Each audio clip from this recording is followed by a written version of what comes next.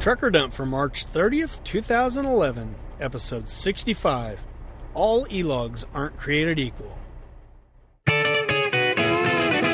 Welcome to Trucker Dump, where you'll get one driver's insights and sometimes humorous views of truck driving and the trucking industry, and pretty much anything else he feels like dumping on you.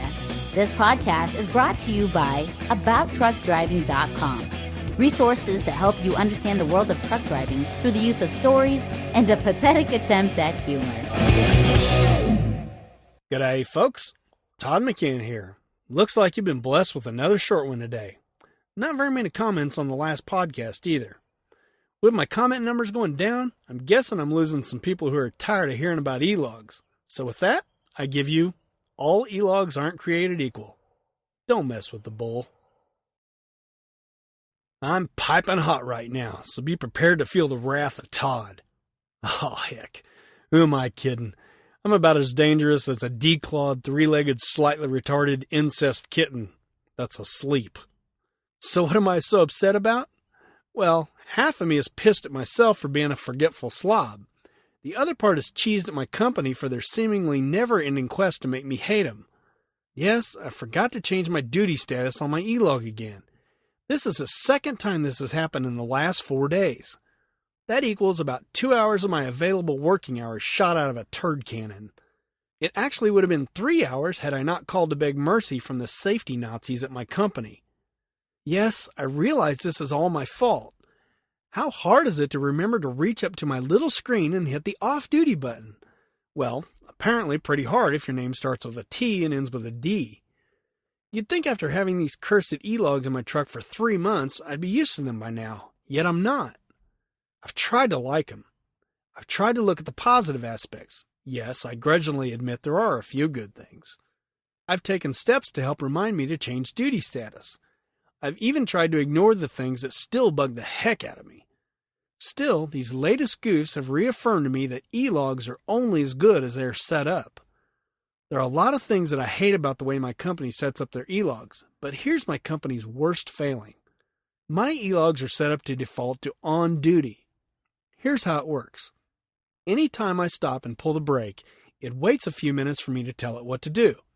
This is when I should be entering either on duty, off duty, or sleeper berth.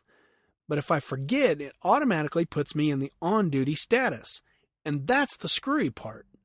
As a truck driver, I only have so many hours in a week to work. I'd kind of like to be in control of those hours. I don't need a computer wasting my hours for me. Now, if the computer can sense that I want to go to work, by all means, put me on the appropriate line. For instance, if I take off driving, after a half mile, it automatically puts me on the driving line. Fine, I'm driving, so clearly that's what I meant to do. Except, of course, when I don't. For more on that, check out my recent podcast called E-logs: A Second Look. But by and large, if I'm driving, that was my intention. And by the way, there'll be a link to that blog post in the show notes. But why does my E-log automatically assume I want to go on duty when I stop driving? Sure, I could be fueling, doing a post-trip inspection, or checking in at a customer.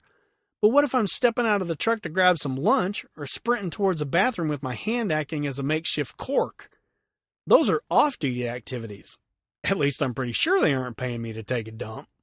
You know, that's an odd phrase, take a dump. Wouldn't it be more fitting to say, leave a dump? Imagine that, a bathroom humor tangent. Me, who'd have guessed? I'd say that when I stop throughout the day, the majority of my activities are of the off-duty variety. I don't pick up a load every day, nor do I fuel. But I guarantee you that I do use the restroom and eat every day. Multiple times at that. So why not set the E-log system to automatically go to off-duty instead? That way, when I'm actually ready to work, I'm the one that's telling the E-logs that it's okay to start eating away at my precious hours. Oh, wait, what am I thinking? This might give the drivers some control. And we can't have that sort of nonsense, now can we? I'm going to sleep on this tonight, calm myself, and have a chat with my safety director about this tomorrow. Hey, he was the one that said to keep in touch. I'm just glad he's not working tonight. I'm pretty sure I'd get fired if I told him to pull his head out of his tailpipe. Although, I don't know. He's a pretty cool old guy. To sum up this rant, I'd like to encourage every driver, both current and future, to be extremely careful when you're job hunting. Gone are the days when you can simply ask a recruiter if their company is on paper or e-logs. Now you've got to delve deeper. If they're using e-logs, you've got to ask how they're set up. You need to find out what activities you have to log and how long for each task. Obviously, you need to find out what things are done automatically and how things are defaulted. But perhaps the biggest question of all is how much of the e-logs are editable. That's the biggie. If you've got that, you can fix a lot of the other things. But there's one question that's even more important than that. It's essential to find out how much your e-log unit weighs. Why? Well, you wouldn't want to throw out your shoulder when you're chucking it across a parking lot, now would you?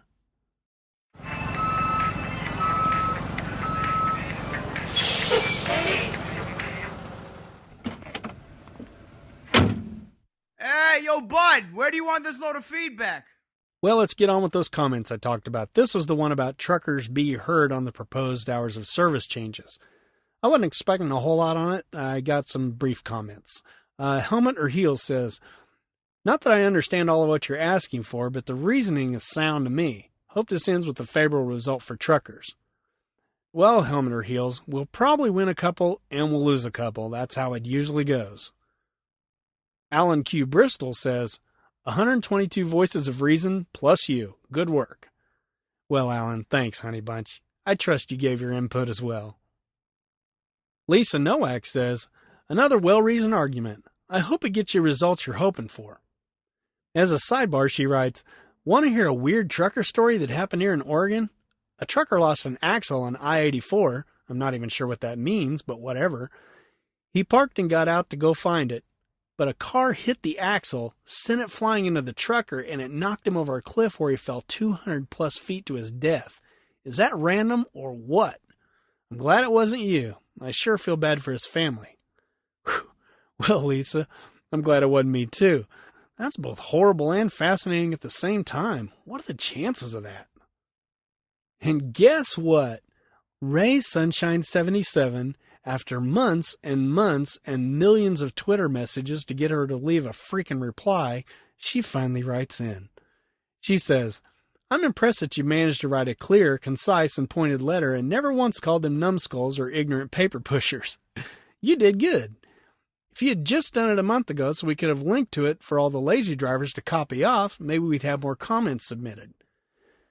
Well, Gene, yes, it's hard to keep from name-calling, but I managed to do it with a lot of self-muttering. A month early? Me? The king of procrastination? Good point, though. Maybe I should have done it earlier. Now see, commenting isn't that difficult. Yours was funny, and it brought up an idea I should have thought of a month ago. Good one. I expect more.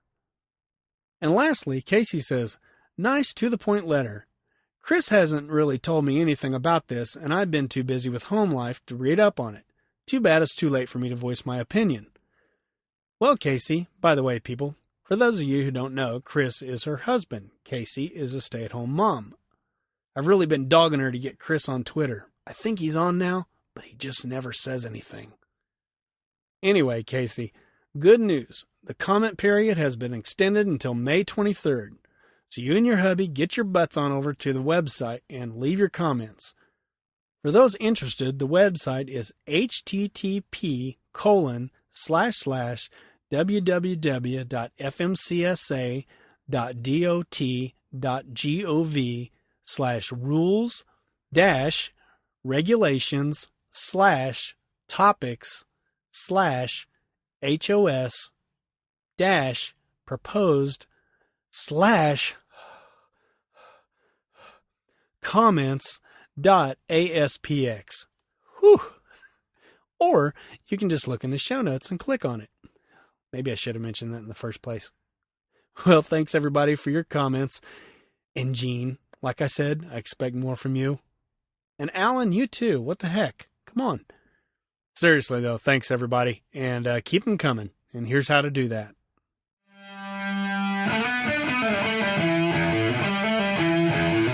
Okay, folks, since I can't seem to get you to comment anything about e-logs, why don't you just write in and tell me what's on your mind? Maybe you got questions or suggestions for the podcast. Or just give me a shout to say hello. Whatever it is, I'll do my best to help. I'm pretty positive I can say hi back at least. If you got comments for a podcast or a blog post, type the title into the search bar at abouttruckdriving.com and leave your thoughts. I've also discovered this nifty new thing they call email. The address is truckerdump@gmail.com. Twitter junkies can apply at twitter.com/Todd McCann. That's 2 D's, 2 C's, and 2 N's. So until next time, drive safe and stay out of my way.